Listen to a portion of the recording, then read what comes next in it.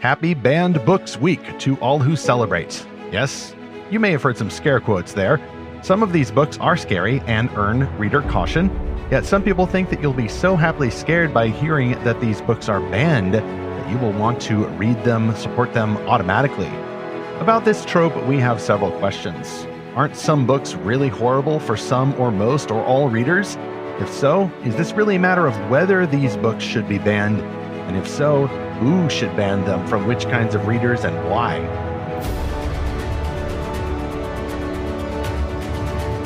Welcome back to Fantastical Truth, the often censored podcast from Lorehaven.com, in which we explore fantastical stories for God's glory. I'm me, Stephen Burnett, the publisher of Lorehaven and co-author of The Pop Culture Parent. And if I say that that is a banned book, does that mean you should buy it? Sorry, I had some duct tape on my mouth. I'm Zackary Russell, and this is episode 183. Are some books so scary that they must be banned? Every sponsor of this podcast, by the way, today has suffered the terrible scourge of the censorship regime because we want to love our sponsors. We want to sell their books. I'm going to have a little fun with this one, but it is a serious topic. At the same time, I do see some retail shtick going on with the whole banned books complex, in addition to the political applications of this. Zach and I have been wanting to do an episode about this for a while, and in fact, I think we incidentally set it up, Zach, when you went a few weeks ago to this event at a library where people were holding up signs outside saying read banned books or don't ban the books. And then Marion Jacobs and I were talking a few episodes ago about J.K. Rowling and a lot of the attempts by different kinds of people to ban or restrict, which is a fairer word, some of her books as well. Yeah, that event was put on by Brave Books at a local library here, where Kirk Cameron spoke, and I saw him from a great distance away because it was so crowded. And yes, there was quite a bit of irony, Stephen, because the protesters that came to protest against the Brave Books were themselves wearing books saying you should read banned books, don't ban books, etc. And yet they're the ones saying don't read these books by Brave Books. So try to wrap your head around that. I don't know. I couldn't quite figure it out myself. I think that the morality here is often confusing. I think that unfortunately one of the tropes that is behind all of this is the implication you should read banned books. Well, that there is a statement of moral obligation, and I think it's based on something that ought to be a foreign thought to Christians of goodwill, that you should do something because someone bad out there doesn't want you to. That appeals to this sort of rebellious interest. It's kind of a really bad version of the whole, yeah, we're Americans, we rebel, we have freedom, we don't let anybody tell us what to do or where to go. That, of course, is an understandable impulse. Sometimes it's sinful. A lot of times it's sinful. Other times it makes sense. If a bad guy is telling you what to do, or you've been abused, or you grew up in a bad environment, then that instinct can make a lot of sense. But ultimately, I think it's no way to live. And ultimately, I think it turns you into a culture warrior, the bad kind, rather than a happy reader. We err on the side of happy readers here with just a little dabbling in the culture war at Lorehaven, only so much as we need to do to get by, but it is not a way to live out the rest of our days in eternity. So we're just going to touch on this and then move on. This isn't going to be the anti-banned books or banned books podcast.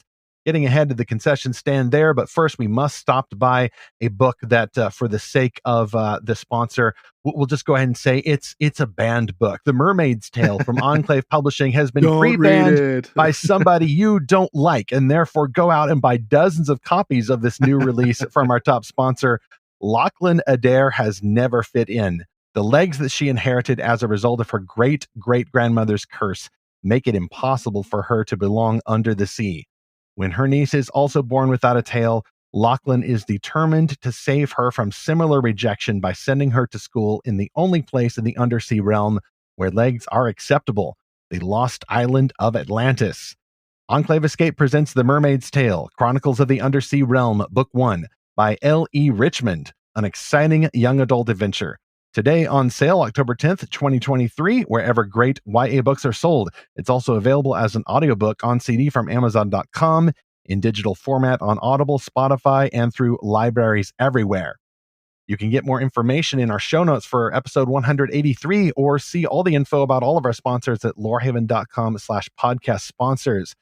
Zach, and sponsor text. It says there, through libraries everywhere. What a great setup. And again, I will note that someone you don't like, someone really obnoxious, someone who votes the way that you would not vote, is trying to get this book banned right now. So make sure you get out there and get The Mermaid's Tale from Enclave Publishing. Okay, that's a joke. That is absolutely a joke. Libraries love Enclave books. Lots of people love those. It's great Christian-made fantasy. That makes me hungry. So we're going to stop by our concession stand and just note that the official week that just concluded, I think last week, called Banned Books Week, is apparently started by the American Library Association, which I will note that as of this date is being led by an out and proud Marxist activist. So that really somebody you want to listen to. That could be an ad hominem if we didn't have other reasons, but we do. And these folks, I think, do have reasons for what they do. We're not so much talking about the official event here, but it's worthwhile knowing that, yeah, some people have gotten all excited and tried to ban books that really shouldn't have been banned from certain types of readers, like Huckleberry Finn, or Fahrenheit 451, or Animal Farm, or 1984, which we talked about on the podcast last fall. Some readers may not need to read those books. I wouldn't give them to an 8-year-old.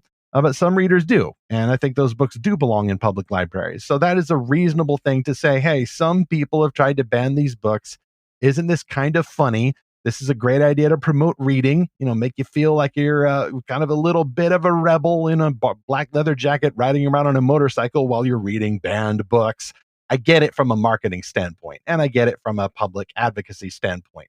There's some good beliefs at the heart here, including this basic idea that, yes, a wise, mature reader ought to expose themselves to ideas that may challenge them, that they may not agree with. And Christians of goodwill who have grown up into maturity in their faith understand that, yes, we do and should, if we are called to it, should engage with ideas that we don't agree with. It's part of loving our neighbors. It's part of sharing the gospel in a world that disagrees with the gospel. I think here, at least for my part, Zach, I'm going to speak more to the marketing shtick. Some of the more populist level versions of read banned books that I see that kind of turns into some silly pleas, like this one I saw on the Twitters. It said, so-and-so's bookmobile event at MLK Library in Washington, D.C. We are giving away banned books with great partners. Repeat after me. I read banned books. I read banned books. I read banned books. Chant the NPCs on their way to the bookmobile. Or there's a more benign example here. These are the most banned books from public libraries and schools in the U.S. And it's Harper Lee's To Kill a Mockingbird, J.D. Salinger's Catcher in the Rye, classic stuff. When Flew Over the Cuckoo's Nest, Lord of the Flies, the aforementioned Animal Farm, Scarlet Letter, Fahrenheit, all that stuff. As I mentioned, it makes sense to unban those titles if they have indeed been banned. And yet, of course, the argument still holds here that these books maybe somebody tried to ban them at the first public library of Podunk, Idaho, or whatever. Does that mean that the book is banned nationwide? No, of course not. You can still get it on Amazon. You can go into Half Price Books, the store we have in the United States, and you can get those books. People are doing a little what you call semantic overreach with the term banned. It's a little bit clickbait. It's a little bit inflammatory. And so I think we got to watch a term like that with the implications that you get if you're not careful. For one thing, there's kind of a very quick linguistic hack because the word banned almost sounds like the word burned. And so you get in your censorship implications. You get in this idea of bad people probably wearing hoods or something, burning the book in the back because it's too dangerous and they can't let the truth get out. That's why they had tried to stop Orwell's 1984 because it's telling tales about the future dystopia, and we can't let that happen because we want the future dystopia because we're bad government. We're banning books. I think that that's an association that we just need to be aware of, that some of this marketing push will make if we're not careful. Words like these are often used as shortcuts to hack the imagination, and we're about imagination here, properly understood, so can't help pointing that out. Also, I think when we say banned in this episode more positively, like I'll just go ahead and use the word, I really mean that to be more restricted on a limited basis. In other words, your parent maybe caught you reading the book, which wasn't a bad book, but it was 2 a.m. and you were supposed to be sleeping, or it was, noon and you were supposed to be working on your math homework because you're homeschooled. So your parent takes away the book and now you can't read it. It's a banned book now. I think some of that emotion figures into it as well. Somebody you didn't like took that book away. That was a bad person. Also, I think some of this banned books shtick does get political. I think there are some people who are doing this on purpose so they can sell you truly bad books, and we'll talk about that later, or sell your kids truly bad books. We will talk about that in a moment. But I think that the most benign reading of this, Zach, is that it's not someone trying to push propaganda or porn or something in every case. It's basically clickbait. It's just a little inflammatory rhetoric, and so it bears addressing here. Any thoughts, Zach? Any other snacks before we get started here? Yeah, a couple things. So when we talk about book bans, I think it's really important to talk in clear terms about what is going on. If a parent says to a teacher, I don't want my kid reading that book, can you please assign a different book, or can I choose a different book? That is not banning a book. No. That is a parent standing up for their rights to choose their child's education. Zach, whose child is it? The teacher's child or the parent's child? Right. Now, if a parent says to the teacher, no one in this class should read this book, no one in this school should read this book, okay, that's a little different scenario. We'll get into that in a little bit because, spoiler alert, that's just called democracy when we debate about these things. But is the book being kicked out of school? Well, I guess so. Is it completely unavailable for anyone else to read? Well, no. People can, lots of different ways to get books. So we're just talking about parents deciding what their kids and what the community should be talking about. Because here's a hard thing, Stephen. This is very personal for us, Stephen, because our youngest daughter right now was assigned a book in class that our older daughters read and enjoyed. She's reading it or being assigned to read it at a much younger age than our older girls. So that's kind of strike number one. Strike number two is that the book deals with themes of death. And as you know from our last podcast episode, we are in a season of mourning from my sister's passing just barely a month ago. So as her parents, we just decided the book's fine. We don't normally object to this book, but number one, she's too young. And number two, it's just not a great season for her to read this book. Now, here's the hard thing. When they're having class discussions about it, she has to leave the room or wear headphones or something and block it out and listen to something else or go to another classroom. So that makes it challenging. Well, a lot of parents don't want to do that, so they'd rather just no one have to read it. Well, again, is that banning the book or is that trying to have unity within a classroom? Well, we can debate that in a little bit. But let's just be clear about what we're talking about. I will say one other thing with the kind of a concession here. We talked before about the Twitter files and things like that, which is where the government reached out to executives at Twitter and said, please shadow ban these people or these terms or these phrases or these topics. And Twitter was happy to comply. Now that Twitter is under a new owner, all these communications have been revealed. And the censorship kind of goes in one direction. And the same people that were pushing for that censorship are the ones saying we shouldn't ban books. So it seems a little inconsistent to me. Now, the flip side of that, of course, is if we believe in free speech, if we believe in free press, then we shouldn't ban books. But again, it really comes down to what we mean by banning books. Do we mean not allowing anyone to read that book anywhere ever? That's what I think it means to ban a book. Just because you have freedom of speech doesn't mean I'm forced to listen to you. But freedom of speech means no one can shut you up. Like, you should get a platform of some kind to speak. You should be able to publish your thoughts. When we talk about censorship, we say, hey, it's fine if you don't want to listen to someone or change the channel. You don't necessarily have the right to tell them not to speak or they can't have that show. So I think we have to kind of look at the whole picture here. We do. And it starts with chapter 1, which I've called Some Books Are Actually Harmful to Many Readers. Zach, I think you alluded to that when you mentioned this idea that some materials are so toxic, so terrible, that we really, as a society, and maybe even with laws, depending on where you live, might together decide, there's really no reason to let this spread. This stuff is of very little redeeming value. Maybe somebody in a room should study it somewhere, like, for example, books by terrible German dictators, for example. But do we really need this on a library shelf, much less on a school library shelf? And I do want to avoid, specific cases that may be in the news by the time you, faithful listener, are hearing this show. But my guess is these debates are just going to keep right on going relating to public libraries and the public schools. So there's just no way to talk about this without talking about that as well. I would distinguish these genuinely harmful books from the books that you mentioned, Zach. Like you said, for example, with that one book that deals with topics of grief and such, like your older kids read that, no issue, but it's not necessarily appropriate for your younger child right now. Well, that's a degree removed then from, is a book maybe appropriate for older readers, but not appropriate for all or most younger readers. There's this idea that people are maturing, that there are some books that are just not right for an 8-year-old. They can't understand it.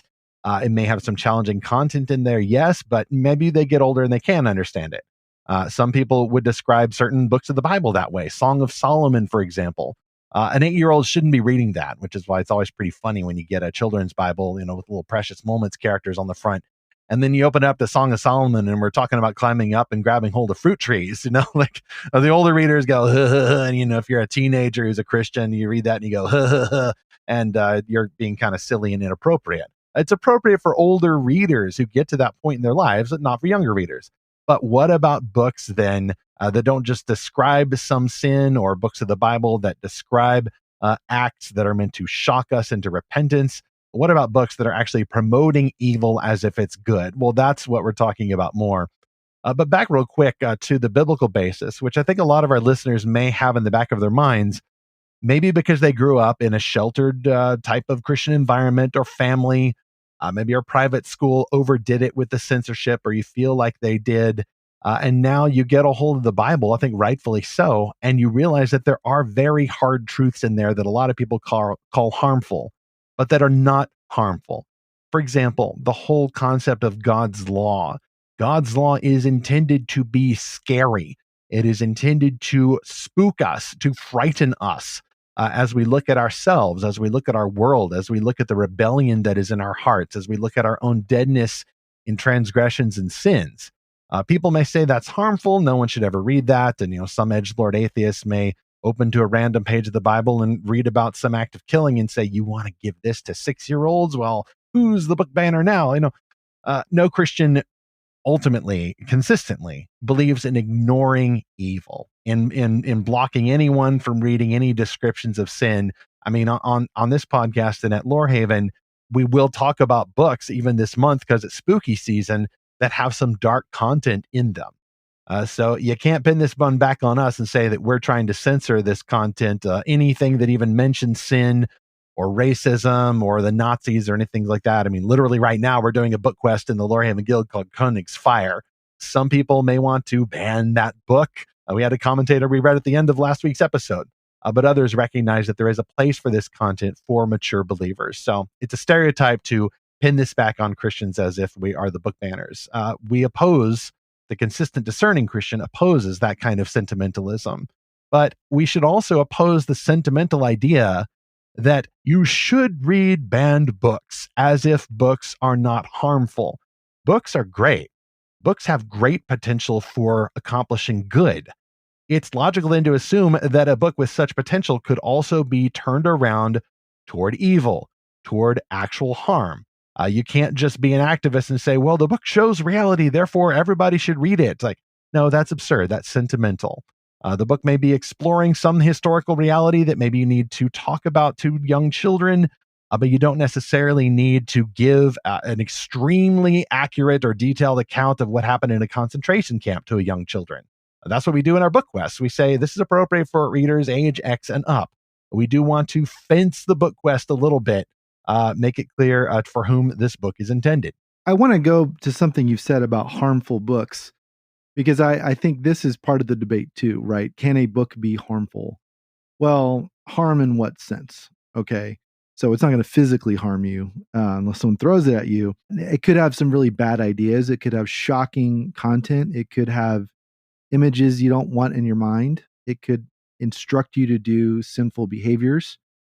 So I think we have to be clear about what we mean when we say harmful. Absolutely. Because there's this whole other idea of harm nowadays. That harm is dignitary anything harm, yes. that makes you uncomfortable. Right. Yeah. Not talking about that. Anything that just challenges your worldview and gets you to think differently. But, I'll just go and say, if we're going to talk about harmful ideas in books, a very popular harmful idea is that, hey, kids, you can be born in the wrong body. Poison.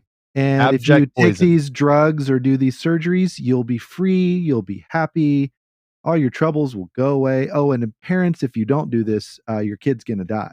Like, this is an extremely harmful idea. It's being pushed by a giant billion-dollar industry. Let's be really clear on that. And the books that are supporting this are literal propaganda. And here's the funny thing, Stephen. Books that promote that are being banned by school boards, by the school board meetings, where parents go to the meeting and read this book aloud and show the graphic pictures to the board members that maybe aren't aware.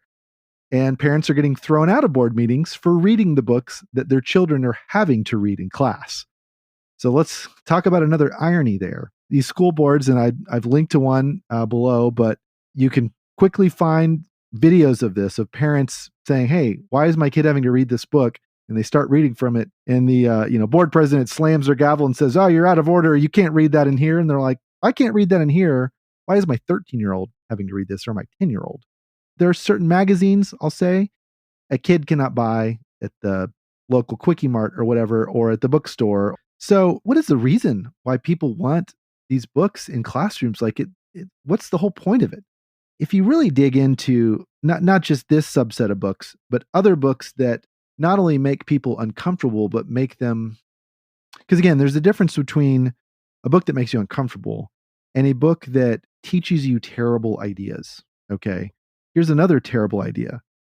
Because of the group you belong to, based on the color of your skin, you're guilty of crimes. Now, notice I didn't say what color of skin, because this can go in any direction, frankly. There's always been that harmful idea that you belong to a group based on your skin color that's guilty of certain crimes. So books that teach this to children are harmful. Now, that's very different than a book that just chronicles someone's tragic past, right?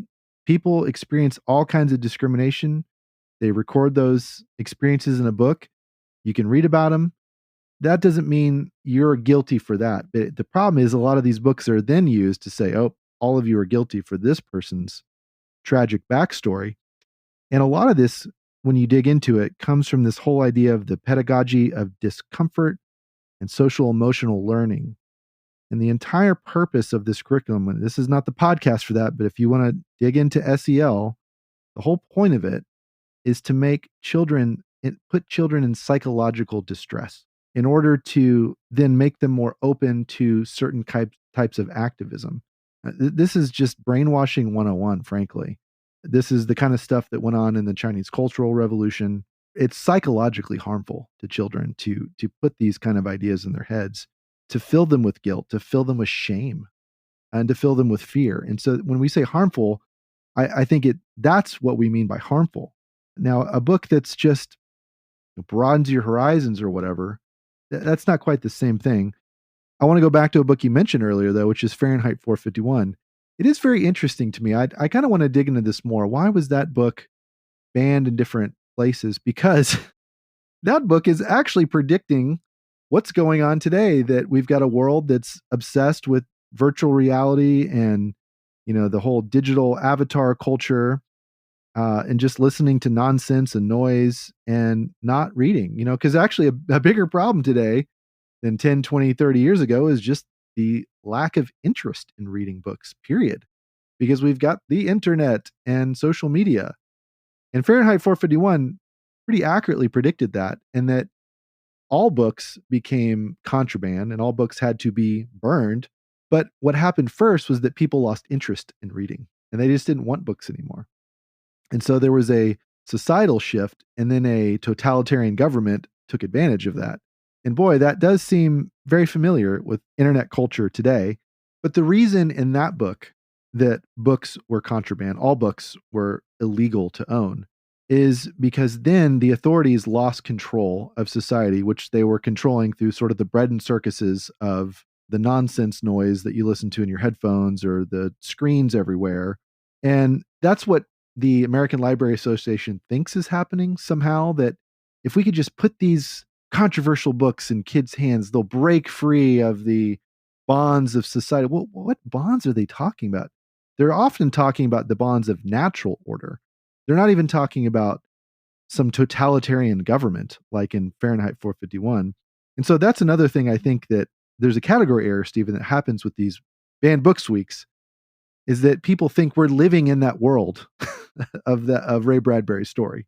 I think I agree with most of that. I think it's not so much a case of an organized effort to subvert government, to overthrow, to take over, to bring in a dystopian government and all of that, so much as it is instincts. I do want to steel man the folks who are conflating certain kinds of banned books. For example, don't make a case to me. I say, don't make a case to me that, well, Fahrenheit 451 should be on the shelf of a high school public library, for example. Like, well, yes, arguably it should, at least for the higher grades. For little kids, I think that's something we can talk about in our next chapter.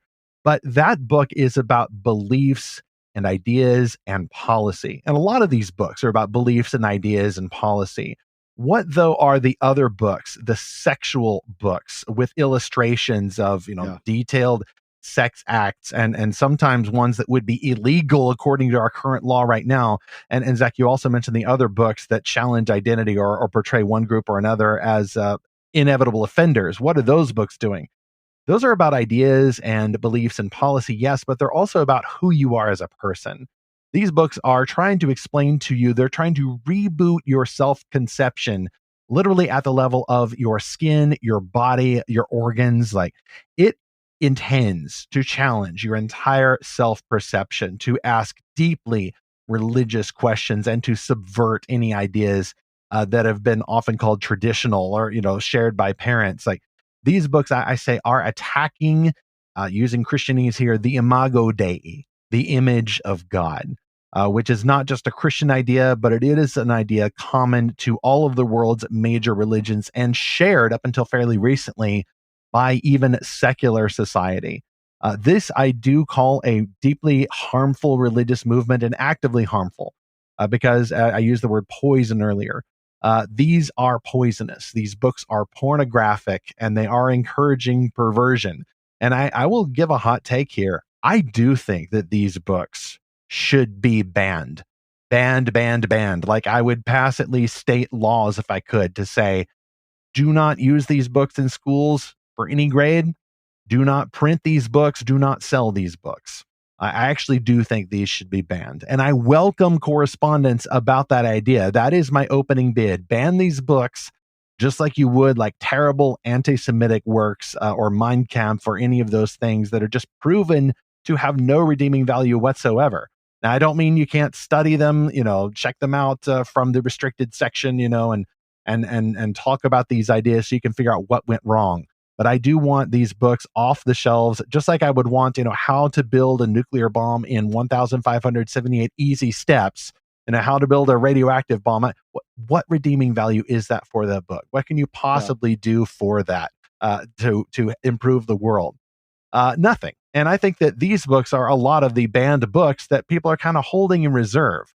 They're being sentimentalists, some of these activists, and they're trying to get you to agree, well, of course, somebody's got to be allowed to read Huckleberry Finn or Animal Farm.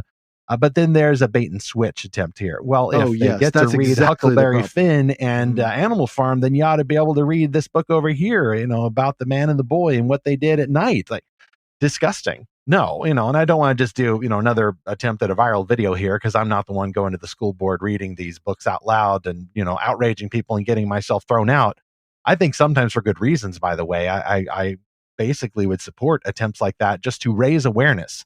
And by the way, attempts like that do illustrate that we do believe some people need to know about this stuff, but the kids do not. But I would go even further. Like, if we could raise awareness about this without actually spreading the material, I think I would do that. But I think it is necessary to raise awareness, at least as a stopgap measure, because I do believe it's that serious. And if people believe that these books about hard cases ought to be read to everybody, I think that they are acting out a disproportionate morality at best. I want to assume the best about them. Maybe these folks, whether they're teachers or school board members or ALA activists or political activists or whomever, I think, Zach, that their whole life has been affected by actual hard cases, either in their own past or the past of people they know because of family breakup and toxic, poisonous, sin-corrupted sexuality. I think that they can't see anything but these hard cases.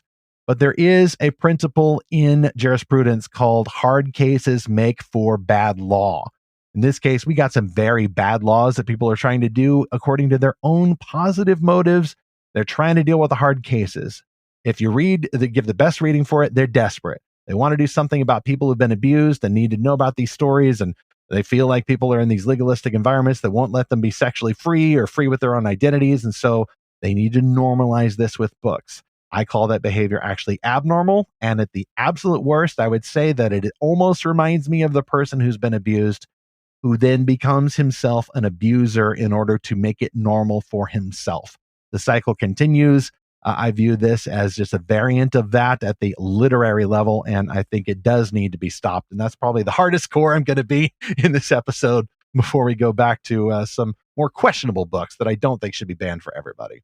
Yeah, my closing thought for chapter 1 here is that words are not violence, but certain words, certain books can lead people to consider violence, whether it's just simply a spiritual violence, it's an attack on their soul. Like I said, the books that impute guilt, shame, and fear and make people question their identity and reality.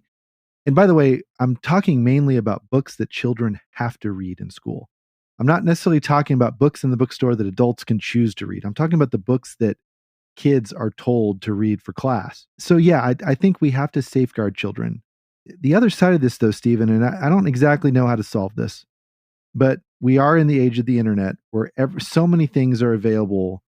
If you have unrestricted internet access, which children should not have, but that's a whole other discussion. Well, that's kind of a given. When all these cases come up, they just assume that kids are going to have the internet and they're going to learn this. Like, well, maybe they don't need to have the internet on all the time. And isn't that something that we've discovered actually reshapes the neurochemistry? Right. Yes, it does. But yeah, so you can make things hard to obtain.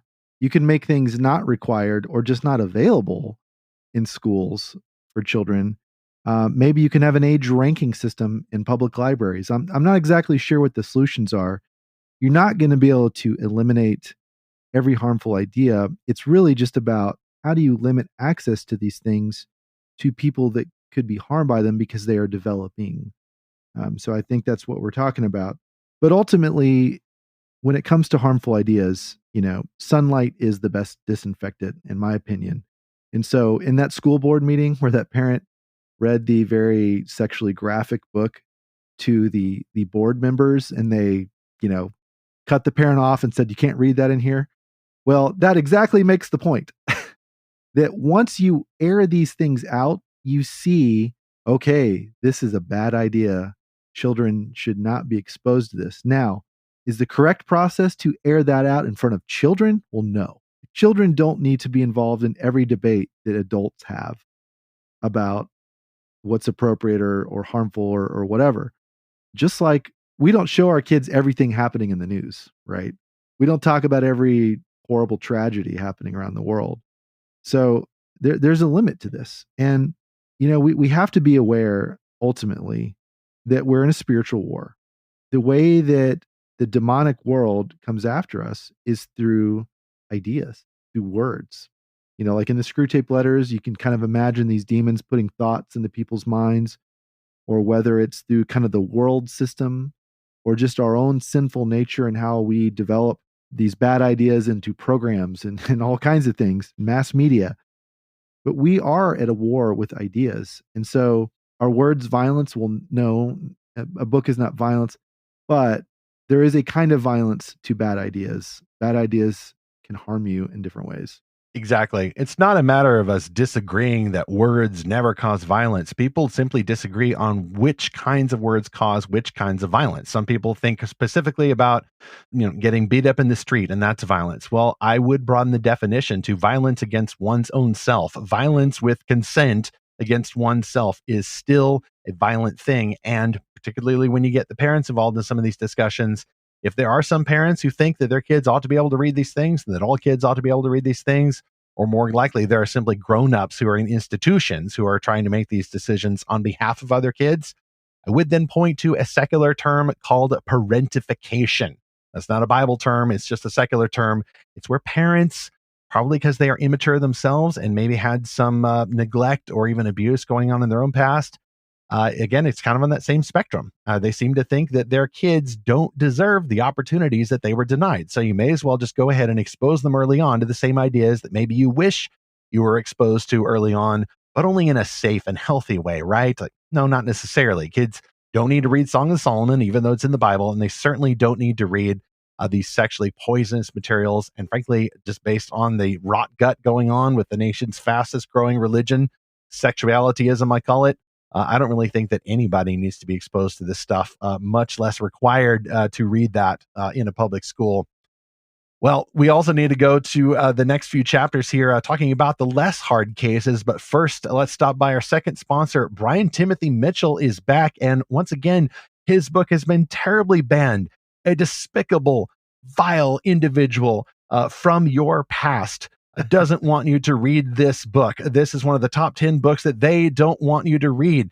Almost Paradise. Get ready for Almost Paradise. It's the sequel to the award-winning novel Infernal Fall. Yep, I was there. It won a Realm Award just this past July 2023. In this sequel, Daniel may have escaped the inferno, but hell has followed him home. The devils that stalk him may not know about his magical stone, which can send them back to hell, but unfortunately for Daniel, there isn't much power in slinging stones. Meanwhile, heartless Charles is torn between saving his friend and serving his master. If that wasn't enough trouble, an alluring spirit has ensnared him with her charms. Then there's Beau, who is ready to catch a bus bound for heaven, but first he must discover why it's harder to fly than to fall. Find out why on Tuesday, October 24th, with the release of Almost Paradise from author Brian Timothy Mitchell. Get that link in our show notes and then ban it because it mentions the word hell several times. And hell is scary. Hell is hellish. You don't want to read that, right? Now, Zach, I don't think this book is appropriate for my 10-year-old. Probably not appropriate for yours, but it's probably appropriate for listeners to this podcast. And that leads me to chapter 2. Many books do deserve caution and discernment, but you can still read them. Just to be absolutely clear, we don't want to ban all books that someone out there somewhere decided should be banned from some library or some classroom. Even in our Lorehaven reviews. That's why we include 2 little sections at the end of our weekly reviews on Fridays of the best Christian-made fantastical novels we can find. Those little sections are called Discern and Best For. Now, discern isn't a list of things that will corrupt you and that therefore you should go through with a Sharpie and scratch out of the book or just be scared away from the book altogether. No, we only do mixed positive or positive reviews at Lorehaven. We think this book is worth reading. It's just some stuff you may want to be aware of, whether it's the occasional swear word, which is kind of uncommon, or maybe more likely a description of violence or maybe some kind of mental health issue going on. That's something you may want to be aware of if you have that reader sensitivity, which is a legit sensitivity in a lot of cases. And then Best For also helps you determine for whom the book is best. We're not going to recommend a middle grade novel for adult female readers, and we're not going to recommend a historical fantasy romance for 10-year-olds. Books are meant for certain readers, and we want to be very clear about that. So we don't try to ban books. We're recognizing reader limitations, and I think that's a better word instead of ban. With all the heat that accompanies that and all the clickbait nature of it, just say limit. You want to limit books. Now, there's a benign word that actually captures the meaning better. It's a good faith argument. We should limit this book from this public school library shelf, or we should limit this book from a certain age group. That's perfectly fair and reasonable. And everybody, by the way, believes that some books should be limited like this. We all do. I'll risk a pitch here for our upcoming sponsor, once again, the Pop Culture Parent. That's partly why I co-wrote this book. I don't believe in limiting all popular culture from the kids. You can't do that anyway. But it's not just a practical argument, it's a biblical argument. We are meant to discern books and culture, stories and songs and games and all of that.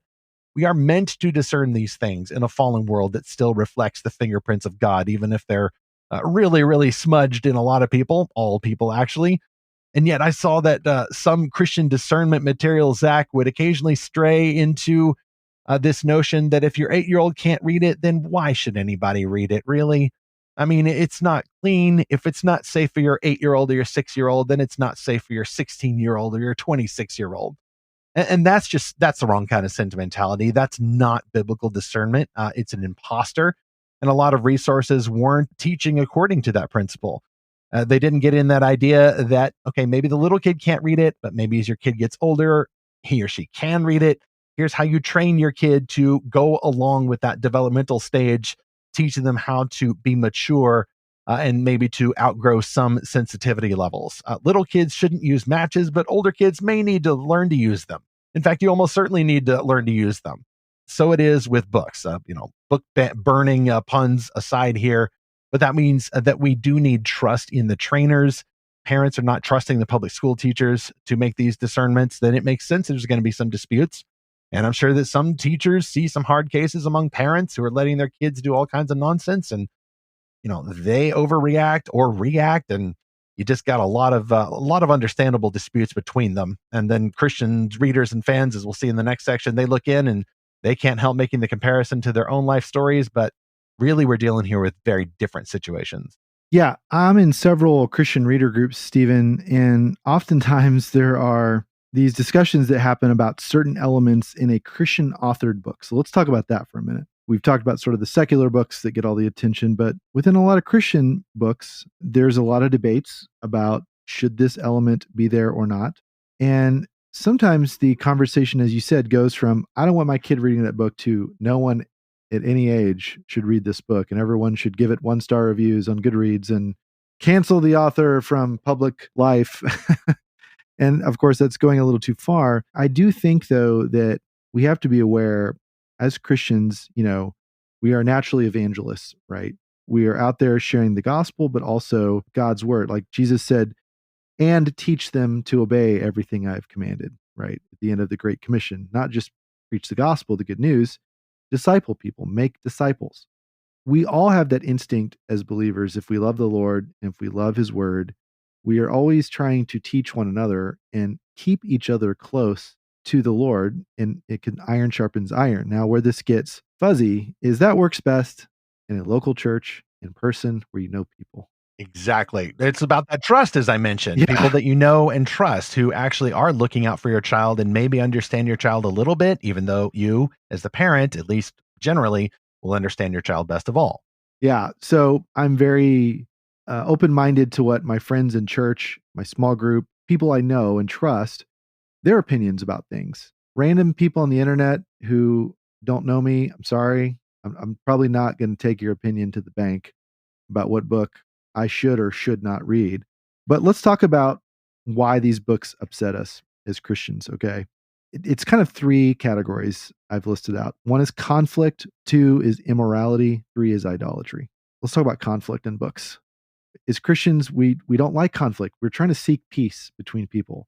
So when there's strife, when there's violence, when there's any kind of yelling and shouting and cursing in books, it makes us uncomfortable because we try to live lives without conflict, right? What does the Apostle Paul say? As far as it depends on you, live at peace with everyone. So that's what we're always striving for. So when we see conflict, we think something's wrong. Well, conflict is just the way of the world, though, and it's all throughout the Bible. So we can't really avoid conflict. However, it usually comes down to how graphic are the details with the conflict. Do you show the cuss words? Do you show the bloody corpse of Goliath after he was decapitated by David? Well, no, the Bible doesn't show you that. It just tells you what happened. So is that kind of our limit with fiction? Well, we're not going to get into that because we've discussed that on previous podcast episodes. But let's talk about the second thing, immorality. That's a big topic with some of these secular books, that they're very graphic, and the bedroom immorality that goes on. Well, there's plenty of immorality that we see in the Bible, but it's sort of like a fade to black thing, right? So again, I think that's a good metric to go by, but this is what we're debating in these Christian groups, right? How much detail is too much? And then the third thing is idolatry, and this is where we get into things like fictional magic, of course, or fictional gods, like worlds that imagine a different, pantheon of gods or whatever. I want to go back to what Sarah Ellis said, though. I keep quoting this. She said, look, books either show Christ or they show our need for Christ. And I think that's where we always have to kind of bring our focus back to as believers, as parents, as members of the body of Christ. It's okay to read, books with these elements as long as we're discerning and we're not just swallowing a descriptive idea as a prescriptive command. Zach, I 100% agree. It is an issue of whether, for the discerning Christian, The book is Calling Evil Evil, which is what Dracula does, which is what Koenig's Fire does, which is with what a lot of Christian-made fantastical novels that we'd recommend do. Or is the book Calling Evil Good? God himself, Almighty God, says, woe to them. And if God says, woe to you, you better sit up and freak out now, because God says, woe to them who call good evil and evil good. I once heard a secular podcaster who got a hold of that verse, and you could tell he was being convicted by that, even while he was also applying it to the wrong kinds of people. And in that case, I think I was on his side. Some of these books will call evil good. And in that case, like, maybe a Christian adult doesn't need to be reading that book. There may be better things you could do with that time, with your time. But certainly kids who are already struggling to determine good from evil, like, do you really want to make more work for yourself? Because it is going to be work, even for an older, prodigy child who's reading the book. Now, I used to read books that had content that I disagreed with. There was at least one like ancient Russian fairy tales type book, well, not that ancient, but a few centuries old, that did give me nightmares and, give me night terrors. And that's the only time I can remember something like that. And in that case, yes, it was wise for my parents to limit that book from me. And then as I got older, I started reading the newspaper more, and I discovered, for example, a comedy writer named Dave Barry, one of the funniest writers. I have a lot of his books. I used to read his columns all the time. Well, I learned a lot about the world from Dave Barry, and I wonder if my parents would have taken kindly to some of the stuff I was learning from the Dave Barry books I checked out at the library. Maybe I shouldn't have read that book then, but eventually I was going to learn it anyway. And I wouldn't say that I read that, under age 10. It was more like in my mid to late teen years. But Zach, you mentioned earlier, though, Christians discussing in a setting of mutual trust what books they recommend for each other. I think you and I both are familiar with one or two social media groups that are like that. And it just so happens that earlier this morning, I saw somebody posting, I'll go ahead and name the book, a bit of a caution about a series that I really enjoy and would still recommend for the appropriate audience. It's a upper middle grade series called The Incredible Worlds of Wally McDougall. And it's by Bill Myers, who was one of our first podcast guests in episode 27. One of my favorite writers, solid Christian guy, great guy, co-creator of McGee and Me. I really liked and I would say even spiritually edified by these books about the extremely klutzy 12-year-old Wally McDougall who gets into all kinds of hijinks even while he's trying to write his own superhero story. So it's a story within a story that's even goofier than the main story. The parent, however, was very concerned about this series because of a reference to people making out at camp and some other references that they felt was inappropriate for the reading audience. Well, some of those may have actually been part of a revision to this series, and the covers make them look almost like a Diary of a Wimpy Kid type book. But I was still thinking, well, I was 12, or older when I started reading this series, so more like early teen years. There's nothing that I learned from that book that I didn't already know, or from that series that I didn't already know. But I could understand a parent being concerned about it for younger readers. And so in that case, it is appropriate for me to say, hey, it worked for me. I didn't notice those references updated or not in the revision for the reprinting. I was fine with those books. I found them very edifying and very entertaining, very, very helpful to me just growing up. But you are the parent. You know your child. You know what your kid's going to obsess over. You know what your kid isn't ready to learn about yet. I need to presume that you are trying to do a good job as a parent, and then you're not being an evil parent who's trying to keep your kid away from the world. As seems to be some of the case with the activists now. Now, are there bad parents out there? Absolutely. You, faithful listener, may have had bad parents. In fact, it's almost inevitable that among this audience, there's some bad parents in your past. I get it, but we mustn't let that influence us to project our own issues onto this issue, and I'll talk about that a little bit more in chapter 3. I'll name one book that I've seen a lot of criticism for that I really loved. And it's a book I've mentioned before. It's the Christ Clone Trilogy by James Bosinger. And the first book is called In His Image. So this came out in the late 90s when the Left Behind fandom was in its heyday. Early 2000s is when I picked it up.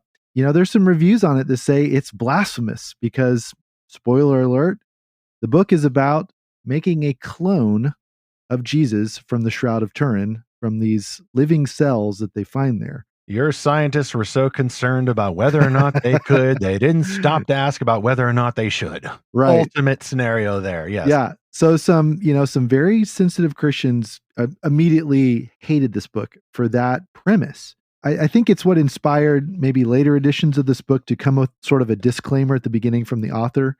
And he quotes, I think it's Ecclesiastes, where it says, "The end is better than the beginning." And so his point is like, hey, just hang on. Like, trust me that I'm a biblical Christian. I'm imagining something very fantastical, probably impossible, but just go with it and let's see what happens. Who does that clone become? You know, it's probably, maybe not a good guy. Let's just leave it at that. That impulse there to sort of be like very impatient. When is the message going to come out? When are you going to preach the truth? Like, how can the bad guys get away with this? Like, what are you doing? Well, look, I understand that. I mean, that sentiment is written all over Psalms. Like, why did the evil prosper and the good die young? Like, it's all over the Psalms. I think sometimes it's just a failure to understand the genre of fiction, that it's not saying, hey, let's go clone Jesus from the Shroud of Turin. No, it's not prescriptive, it's descriptive. And it's clearly showing that this is a bad idea, because very bad things happen after that. It's just not obvious right away, because the other thing that book does that I really liked is that it follows the non-Christian characters during the end times. Throughout most of the book, it does show some Christian characters and their point of view, but for the most of the time, you are following around an unsaved person. And again, this made a lot of Christian readers uncomfortable. They're like, why are we seeing everything from his perspective and we're hearing all the anti-Christian propaganda? Like, well, I don't want to be reading this. This is terrible. It is blasphemy. I mean, there's blasphemous words being spoken by evil people. The whole point is we have to duck behind enemy lines sometimes and understand how we're being attacked. In scripture, it says we are not unaware of the devil's schemes. That we know that he prowls around like a roaring lion. That's the whole point of the Screw Tape letters. Just imagining, what do you think the devil is teaching you? Now, just because you have that element doesn't mean it's something wrong. But as you said, Stephen, the real danger in a book is when it goes from teaching you about, immorality or conflict and idolatry, in teaching you to do these things, calling evil things good and prescribing them for people. I think that in the Christ clone trilogy, the titular clone, spoiler alert, turns out to be the Antichrist. I thought that was pretty obvious going in. I read the first book a long time ago, never got to books 2 and 3. I'm guessing because they were banned by terrible Christians who were left behind partisans. Yeah, I was feeling the partisanship back then, though, Zach, and plus they got the rapture all wrong. The only biblically acceptable rapture belief is the kind where people vanish before the tribulation. I think he had like actually souls snatched out of bodies, so there was just like a bunch of bodies piled up, and that's not how the rapture works. Everybody knows that, and there's only one way to view the timing there. Anyway, this is not the end times episode, but I think some really great points there. Specifically, some cautions lest we do overcorrect so much, because they are trying to feed poison to the kids. And then maybe we start getting a little high off our own fumes and go back to some dumb book bans that were the bad kind. Or maybe we are not allotting that authority to people who actually know what they're talking about. We'll get to that in chapter 3. But first off, I mentioned earlier the Pop Culture Parent. It's our third sponsor as well. This is the nonfiction book about popular culture and how to train your kids to explore it for the glory of God, not just for entertainment, not just to distract them in the other room while you get the more important work done because it's just a cartoon and it really can't hurt anybody, or else to fear all the cartoons and turn them off and only make your kids read missionary biographies. Ted Turneau and J.R.R. and I wrote this book to help explain the purpose of popular culture. What is the purpose of that book? Whether or not your kids should be limited from it. What is it for in God's universe, which this is, and that's where we're living, and that's where we're serving, and that's where we're supposed to be worshiping God and hopefully sharing the gospel with the neighbors as the church. Well, popular culture is part of our mission, and it will be part of the real world that your kids are called to serve for the glory of Christ. So best train them for engaging these stories. We have 5 handy questions to help you start doing that. Not only seeding out the ideas for little kids, but then getting a little more structured with the older kids as they develop. That's in the Pop Culture Parent. It's published by New Growth Press. We'll put, of course, that link in the show notes, and then go to the link at lorehaven.com/podcast sponsors. All right, chapter 3. We only debate who should limit books and why. So this is really what the debate is about. It's not a binary choice. banned books? Yes or no? Choose wisely. No. We all believe some books should be limited, which is the better faith interpretation of the word banned. It's just a matter of who is the legitimate authority to limit these books, for whom, and what are the reasons. As I mentioned earlier, some books should, I think, be banned for almost everybody, almost any time. You don't need the bomb making book. You don't need the, For Dummies Guide to Anti-Semitic Activism. You don't need that. It's gross. It's racist. Stop it. But other books arguably shouldn't be banned, but do deserve some caution and maybe limited for certain reader sensitivities or age levels. Here's an example, though, Zach. I always like to ask a bit of a trick question, which I asked a few weeks ago, actually, on my social media. Oh, so we want more people to read a book by an author named Ryan T. Anderson, a nonfiction book called When Harry Became Sally. Is that the type of banned book you're talking about? Well, no, that's a book that should have been banned, say the activists, because it's hate speech. Oh, so you do believe in banned books. It's just a matter of why and which titles and for whom. Well, to this day, you cannot get When Harry Became Sally from Amazon. So if you're going to talk about a book that has actually been banned, that actually is a leading contender for the banned books. And at the same time, I don't think that book should be in the elementary schools. I still think that book should be limited, just not actively censored from everybody.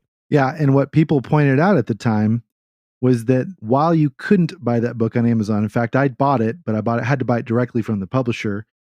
At the same time, Amazon was still selling Mein Kampf by Adolf Hitler. Right. So apparently they've made a value judgment. You should be able to read a book by literally the guy who killed millions of Jews, thanks to his Third Reich. Yeah, literally Hitler. This is the Godwin's Law. Live and in person, but you can't get When Harry Became Sally, which, by the way, I still haven't read it, but it apparently is the most kind, scholarly, non-reactionary treatment of the subject before it got so reactionary. Absolutely. And here's another example of banned books. A Canadian high school in I can't pronounce this. I'll just say Ontario. Are the Canadians being Canadian again? God bless you, Canada. But Canada. They have removed all books published prior to 2008 because of equity. There just weren't enough people with a certain skin color that wrote books before that. And there were too many people of another skin color that wrote books published before 2008. So to make everything equitable, only books published in the last few years, when publishers became very DEI conscious, are going to be stocked at this library. They could have put new books there. They would have had plenty of space. It's just so bizarre. What was wrong with these books? You're saying because the authors belong to a certain demographic, the books are automatically problematic and banned? Like, this was the most probably bizarre case I've seen of a library banning books, all while saying, hey, you should read banned books. Now, Zach, I hadn't read that article, but at just first glance or just first time hearing about it, I might reluctantly concede, given what I don't know about how Canada works with its public education, I might reluctantly concede that maybe the school technically is allowed to do that. I mean, after all, isn't that what American parents are asking for with schools removing the porn from the bookshelves? I don't like it. It is a bad decision. It's morally disproportionate, at least from what you've told me, but maybe technically they are allowed to do it. So it is a question, though, about who should be allowed to do this. Maybe they're allowed to do it, but I don't think Amazon should be allowed. It is bad. I mean, they're technically a private business and all that, but it is bad for them to ban this book. Well, because they're a monopoly.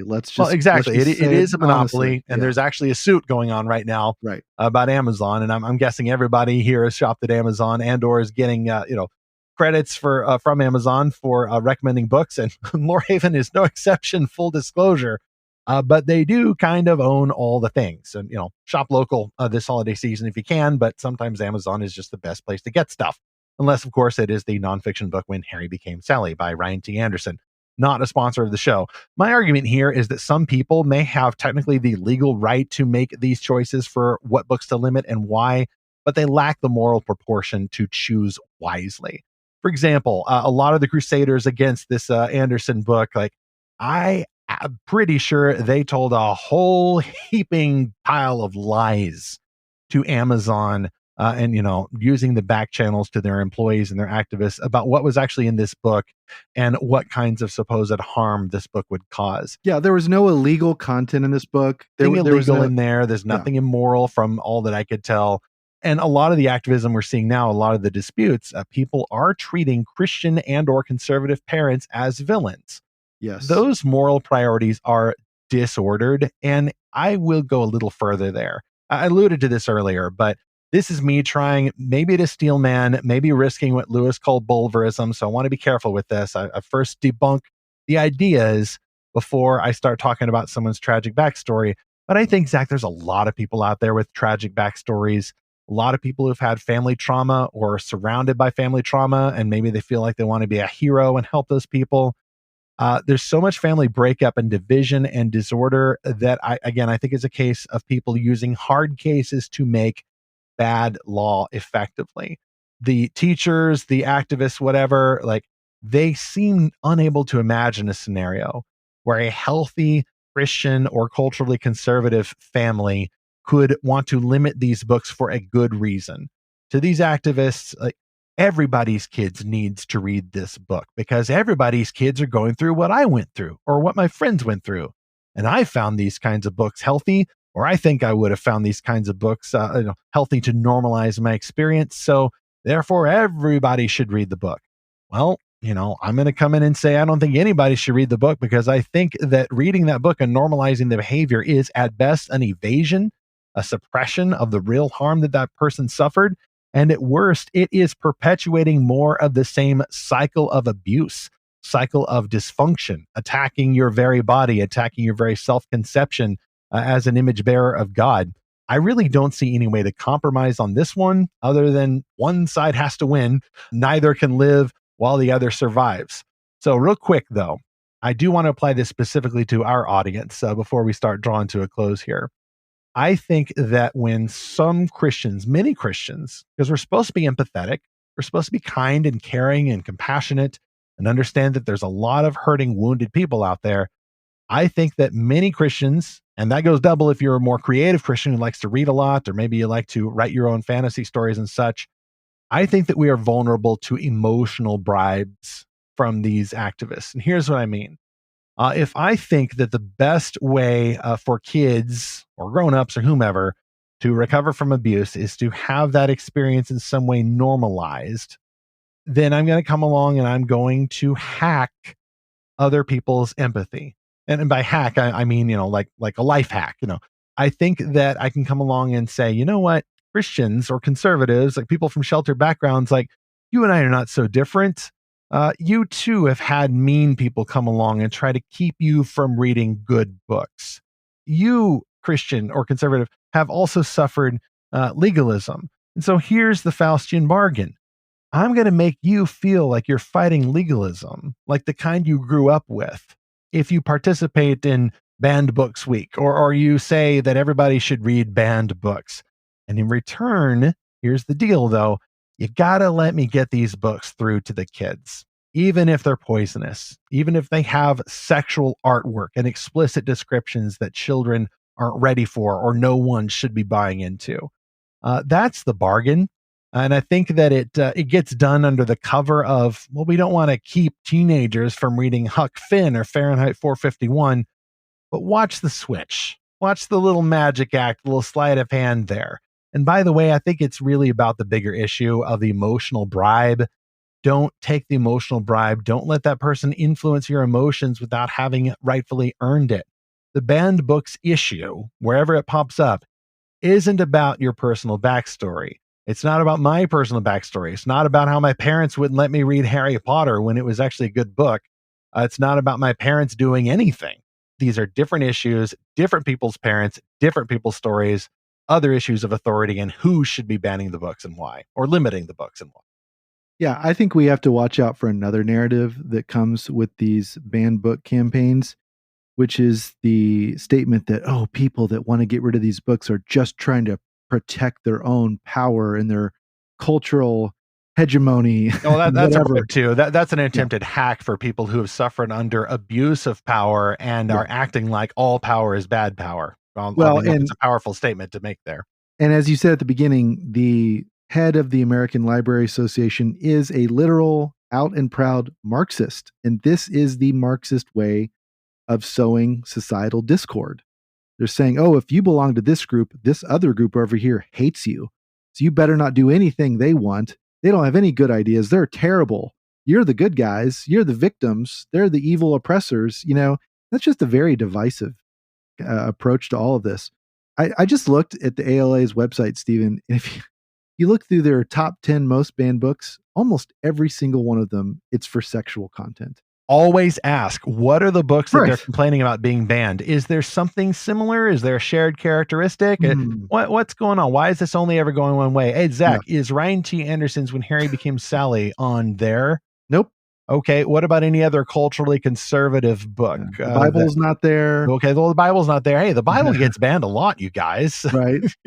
Yeah. It doesn't mean you should read it. You should read it because it's the Word of God. But the Bible's not on there. What about Pilgrim's Progress? I'm sure someone's tried to ban that. No, they only care about certain kinds of, like I said, they just care about certain identities. Something more neutral. What about the Harry Potter books? Now, some Christians got out of control in the 90s, as we saw in our J.K. Rowling episode with Marion Jacobs, and they did try to take those off the school shelves, and that set some bad precedent, as that podcast explains. Is the Harry Potter series on there? No, it's not. I want to touch. It's not cool anymore. Yeah. Okay. I want to touch on that and what you said a minute ago, which is that what we're talking about is parents having a voice at their school and saying, this is what we want our kids to focus on. Our kids can't read every book there is. We want to be part of the decision-making process of what they are going to read and what they're not going to read. Guess what? That's just called democracy. That's exactly what it is. It's representative democracy. You vote for the board members make the decisions, and you get a voice, dear parent, on how those decisions are made. You know what else it's called, Zach? Engaging the culture. Yeah. There's a lot of Christians who at once complain about Christians who abandoned a certain area of popular culture or government or business or big Hollywood or music or whatever. But then they also seem to want Christians to engage the culture without these kinds of conflicts. Guys, sometimes that is what engagement means. I don't mean culture war, but engage does mean that there are going to be very hard cases like this. People are going to put up a fight. They don't want the Christians to engage. They want to have their own way, their own beliefs win out. Engaging the culture means there will be some conflict. So sometimes Christians need to leave because it's too far gone and you got to move out or homeschool your kids or private school or whatever. And then sometimes it's worth it to stay and try to influence because that's part of the Christian's call as a citizen, if not a missionary in their world. Yeah, and how we do that obviously matters. Absolutely. We have to behave ourselves in Christ-like ways. But just because we're voicing opinions, objecting to things, running for school boards, trying to influence parents a certain way, none of that is un-Christ-like. That is part of teaching them to obey all that I've commanded you. Now, obviously, he's in Matthew 28, he's talking about Christians. Okay. So there is a limit sometimes, and there is a scope to our influence. We may not be able to influence other people towards our values. We may have to find common ground. But guess what? I've found a lot of common ground at our school with a lot of Muslim parents. We have a lot of the same cultural and moral concerns about protecting our children and raising them a certain way with certain values that may not be shared by other parents at our school who are not religious. Well, look, that's just part of living in a very pluralistic, whatever, multicultural society, whatever you want to call it. And we have to learn how to work that out and get along. You can speak up at your school. You can talk to your teachers. You can do it in a kind way. You can do it in a gracious way. But we do have to speak up for truth. We do have to speak up for children because let's not forget what Jesus said in Matthew 18, verse 6. Whoever causes one of these little ones who believe in me to sin, it would be better for him to have a great millstone fastened around his neck and to be drowned in the depths of the sea. Now, again, it's that phrase to sin or teaches them to sin or in other translations, teaches them good to fall evil. away. Yeah. Or calling evil good. Yes. So we're not talking about books that simply depict sin or conflict or things like that. It's books that teach children to do these things. Right, which is the purpose of the public school. They are meant to be teachers. It's not simply a microcosm of a representative republic. Like, no, they're children. It's school. They're supposed to be mentors. They're supposed to be mentees. They're supposed to be the trainers. And we're supposed to, at least in theory, like come together in a common ground. Christian parents, Muslim parents, secular parents, parents who just don't care. Any of those ought to be able to operate in a pluralistic society, or at least that has been the original idea. But Zach, as you mentioned earlier, the problem is with some of these worst books is there are billion-dollar efforts to redefine our relatively shared understanding of human nature at the policy level and at the cultural level. And so long as that is going on, like, we didn't start the fire. This is a response to this activistic effort. If activism effort, activistic, I'm not even sure that's a word. I should read more books that haven't been banned. There is a culture conflict here, and to understand how to engage that, go back to our episode about that. This is a sequel to that episode now that I mention it. At the same time, I do want to maybe, as we draw a close here, recognize that we do know, I'm sure, Zach, like there are some librarians, teachers, like, people out there who are probably already stressed enough as it is, and they Absolutely. themselves are being subject to this huge marketing or cultural push to poison the libraries and poison the teaching materials with this material. And I know that if people are under the stress and, they're under budget and, the classrooms are crowded and, the students are a mess and you feel constrained by the bureaucracy at the library, the school, or whatever, like even a faithful Christian or even just a decent teacher or librarian, I'm sure, doesn't need any more conflict.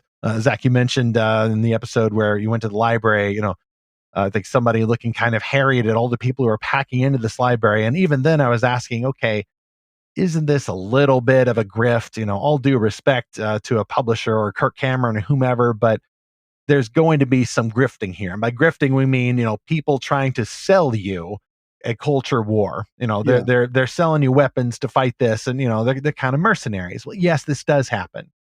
And in that case, then I'm sure a lot of Christian librarians or teachers or even pastors or pundits, some of them may be looking at this and thinking, this is just a big grift. It's not dangerous. I will recognize that, yeah, there's some grifting going on. But again, please keep in perspective proper moral proportion. What's worse?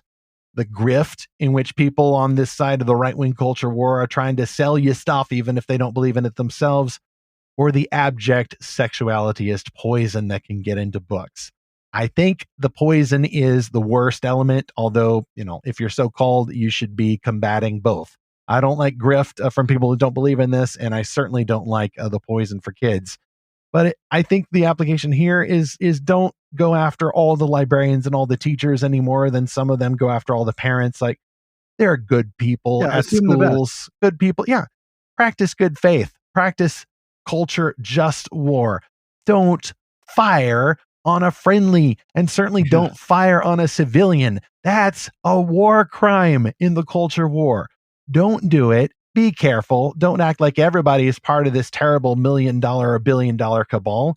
Some people are just caught in the crossfire. And so I think even if people are going to their school boards or, maybe trying to engage the culture in a right way, like, stay under the radar. Don't break the rules. Don't be outrageous. Don't just try to be a social media reactionary. Don't use this to build your clout. It really ought to be about rightful engaging of the world. And it also, I think, Zach, ought to be about rightful understanding of what books are for. Don't go in with some of these old pseudo-Christian or just traditional ideas that we only ought to have family-friendly books for readers from age 6 to 96. That's not appropriate either. The Bible itself couldn't meet this standard. Even good cultural conservative resources couldn't meet this standard. That's not the standard we ought to be upholding. There are questions of wisdom here. It gets tricky, especially when you're talking about books that are appropriate for some readers or some reader ages. And it especially gets tricky when you're talking about who has the legitimate authority to limit these books. That opens it up for further conversation. This episode certainly cannot end every single discussion, so we look forward to what you think about it. Email podcast@lorehaven.com. We won't censor you, we won't block you, and we won't broadcast you unless you say it's okay. Of course, you can also go to the Lorehaven Guild and leave us your thoughts there about this episode, or tag us on the socials. Look for Lorehaven on Facebook, Instagram, and Twitter. Yeah, something else to keep in mind, just in closing, is the idea of Chesterton's fence, which is this little parable G.K. Chesterton told about. Suppose you walk across a field and you run into a fence. And you can have this instinct of, why is this stupid fence here? I don't want it here. What were they thinking putting it here? And you want to just get rid of it. Well, you don't know the history of that fence. You don't know who put it there or why. There could be dangerous animals on the other side of it. There could be, livestock on your side, and this is keeping them in. It could be keeping danger out or keeping good things in. And so first, what you should do before you destroy the fence is go back and find what the use of it is. And Stephen, I thought about this as I was researching for this episode, and I was watching videos about sort of the history of banned books and the most banned books of all time. And there's this narrative that it sells you, which is, look at all these stupid people throughout all history getting rid of books. What are they thinking? Why did these idiot parents wanted their kids to read this book? And it's like, how about we find out what their concerns were and then actually evaluate those concerns and talk about it and have a conversation, rather than just have this hubris like, I know better than all those parents. Sometimes what is being objected to is objectionable. And that's what we have to use discernment for. Exactly. And if J.K. Rowling, as we saw in our past episode about that, can show empathy and compassion to people who wanted to ban her own books for dumb reasons, arguably inaccurate reasons, if she can show empathy and compassion for them, then I think that some of us can show empathy and compassion for the people who have concerns about other kinds of books and may rightly want to limit them from certain kinds of readers for good reasons. Well, what are your thoughts, dear listener, about banned books? And are they the forbidden fruit that promises you all the wildest dreams can come true? Or is it books that should be banned and read by no one? What are your thoughts? Send us a note to podcast@lorehaven.com or comment anywhere you see Lorehaven on social media, or best of all, in our Lorehaven Guild, our exclusive Discord server. We got a comment from the last episode about The Wizard of Oz and our tribute to my sister Nicole, who was a Wizard of Oz super fan. And we got this comment from Sheriff, who said, the longing for home that you mentioned in this episode is mentioned in several hymns and Christian songs, but two in particular are Home Where I Belong, sung by B.J. Thomas, and directly related to The Wizard of Oz, a song called The Land of Ooze and Oz by Reba Rambo. And Sheriff links to those songs there, so we'll put those in the show notes, and you, our listener, can go listen to those. We just can't play them on the podcast for copyright reasons, but thank you so much, Sheriff, for sending that. That's really cool to see a Christian hymn related to that book. Meanwhile, things are picking back up at Lorehaven. The reviews have restarted, and last Friday we published a review of the fantasy debut, The Eternity Gate, from Catherine Briggs. That's available now at lorehaven.com. This coming Friday, after today's release date, we have a new review of a classic-ish sci-fi. It's actually some novelettes that were put together. Very interesting origin story there. A science fiction novel called Moonchild Rising. You'll want to get that review this coming Friday. Subscribe free, and you will get those reviews, new podcast episodes, should you choose, articles, news, anything that we put up at Lorehaven that you want to hear from in your inbox. Just subscribe free at lorehaven.com. We will also then send you the invitation code to join the Lorehaven Guild. That's our Castle in the Cloud, our Discord server. Right now, we're going through a book quest for the book Koenig's Fire, and we do a new book quest for Christian fantastical novels, a new one every month. Next on Fantastical Truth, speaking of which, what could be more frightening this spooky season than the most wicked regime from real history? They're the ones who often get their books banned, and rightfully so. Only in this historical fiction, the Nazis are hiding in a Romanian prison mine where they try to torture their victims. That is, until a mysterious enemy in the dark forest rises up to destroy them with zombie-like plant creatures, a granite face, and a whole lot of supernatural symbols and literary references. Pastor and paranormal novelist Mark Schooley, author of Koenig's Fire, joins us to explore the problem of evil versus the amazing grace of our sovereign God. Meanwhile, please try to censor this podcast. We want more listeners. No, in all seriousness, don't base your life in what you read or what you listen to on whether some bad guy out there wants to keep you from doing it.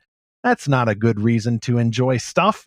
The best reason to enjoy stuff is not in reaction to the bad guys, but in order to glorify God positively. That's why he lets us have good books or challenging books, movies, stories, songs, any of those things. It's not just to get back at some villain, but in order to glorify him and enjoy him forever as we continue to seek and find his fantastical truth.